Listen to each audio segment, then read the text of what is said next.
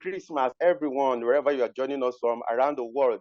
This is Sport Africa, and it is 19 days to the kickoff of the 2023 Africa Cup of Nations in Cote d'Ivoire. Of course, we are like soldiers at our duty post. Of course, after now, we might go and, of course, have some fun time for ourselves. Once again, welcome to our daily countdown on Sport Africa. I hope you've subscribed to this channel, and I hope you have told someone to tell someone to also subscribe to this channel. My name is Asha Ololuwafemi. Kayode and James, they are here today. Merry Christmas, guys, and welcome once again to our daily countdown.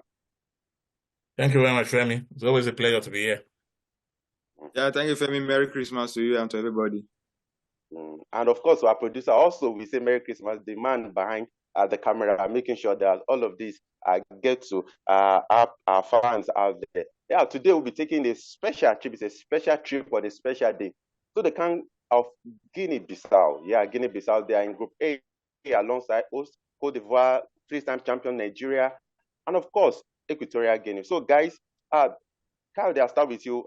Guinea Bissau, much cannot be said about them when it comes to the Africa Cup of Nations because they are among those countries that do not really have that history. But if you look at what they did this year, of course, remember during the qualifiers in Abuja at Nigeria's own backyard, they defeated the Super Eagles and won in that qualifier before losing one in the return leg. And a lot of people have actually argued that if that game had been played in Guinea-Bissau, the Eagles might likely not even get anything out of that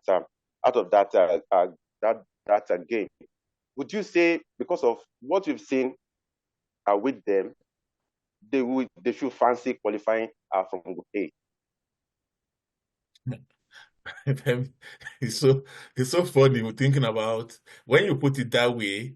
In a group where you have Ivory Coast, who are hosting three times champion Nigeria, you are asking if it is possible for Guinea-Bissau to qualify. But you don't know what you get with Nigeria. Yeah, that's the point I was trying to make. That it shows you how far gone Nigeria is. That you don't know what team is going to come out they're going to put out on the day.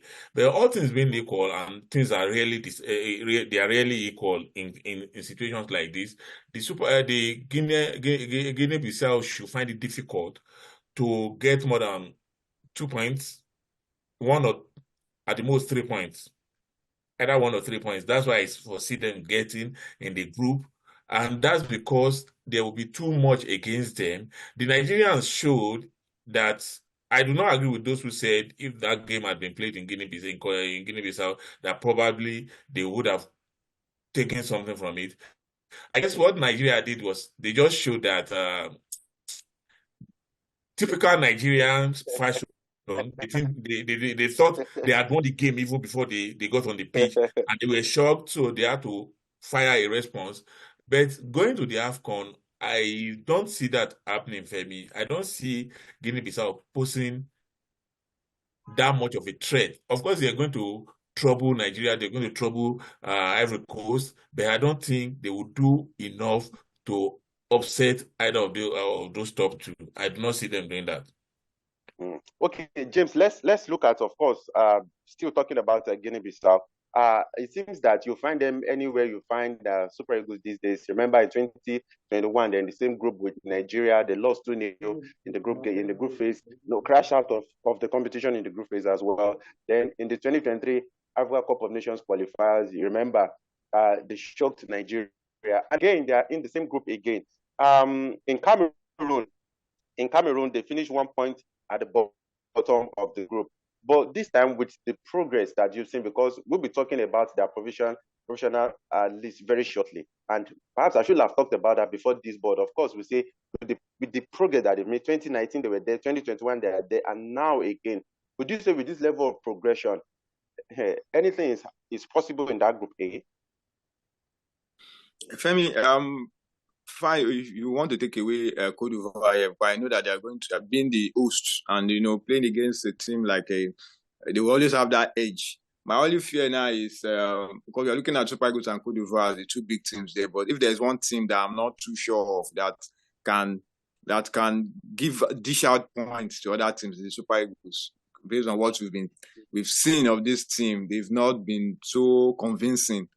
They can play against Guinea Bissau and struggle to even get a point. We've seen it. The last qualifiers have shown that this is a team that we cannot rely on. So they've played. They have history. These two teams. The last AFCON, Super Eagles won. Then they play in the qualifiers. There it goes to show that there's kind of a progression. The Guinea-Bissau team, they will do everything possible to make sure that they get some. Because they believe that this Super Eagles team is there for the taking. Because when you play against a team like Guinea-Bissau, they play as a unit, as a gang. So at least it's so difficult for you to pick out a particular player to neutralize. They all play as a unit. But in case of our Super Eagles, we have the individual players, but we have a team. We don't have a team. So I won't be shocked, Femi. I'm not too excited about the Super Eagles going to this AFCON because we've seen them struggle against teams you expect them to blow away. They struggle to even score goals against teams that you expect them to really defeat. So they've made all this all the minions to become like very, very big teams. Giant players. Right here in Nigeria. So Lesotho that I don't think Lesotho are even better than Guinea-Bissau. Guinea-Bissau, they've at least that when they play Guinea Super Eagles, you're going to see the difference because they know that they've tasted the Super Eagles, they've seen that they are beatable. And Femi, I won't be surprised that if they get something against Super Eagles. Okay, I hope Jose Pesero is actually watching this. Let's look at their provisional list. And you see a number of, they even have more players in Europe than in Guinea-Bissau or in other parts of Africa. Now, they have Falis Kande, who plays for Metz in France. Just to mention a few, they have Marcelo Amado Ajalo Taritole, who plays in Spain. Then they have Abola Mendes, who plays Ameria. He plays for Ameria in La Liga. They have Carlos Mendes Gomez, who plays in England. He plays for Bolton Wanderers. And they have a whole lot of other stars who plays in Belgium, Portugal, and Turkey. Would you say that, that's what we've been trying, carefully saying that we cannot and we should not underrate Guinea-Bissau? Okay. I apologize if I sounded condescending to Guinea-Bissau in my first contribution. I do not mean to be overconfident or to put them down, but I just feel that, you have reeled out the names of their players who play abroad. But then there's abroad and there's abroad, Femi. When you talk about you just mentioned somebody who plays with Bolton Wanderers in whatever division of English football. You cannot compare that with players who are with some of Nigerian players who are in the Premier League and some who are in the Championship. And the same with those who play in Serie A and the French Ligue 1. There's a level to some of these things. But then that's where the danger is. Because they are the ones who have a point to prove that they are as good as those who play in the Premiership and those who play in the top teams. So they would want to show it. And Femi, if there's one thing I've learned about life, it is to beware of those who have nothing to lose. Because they do not have anything to lose. If Nigeria beats them, everybody will say, we expected you to win. If they beat Nigeria, that's where the upset is. And that's what they're going to gun for. They're going to be looking out for the upset. And when they're as complacent as Nigeria, who feels that they have won a game even before they leave the dressing room, you could be up against a team that will score a goal. And while you are attacking them because you want an equalizer, they hit you on the counter and they get the second one and they put the game to rest. So that's where the problem is. Like, it's good to have big players, but it's better to have committed players.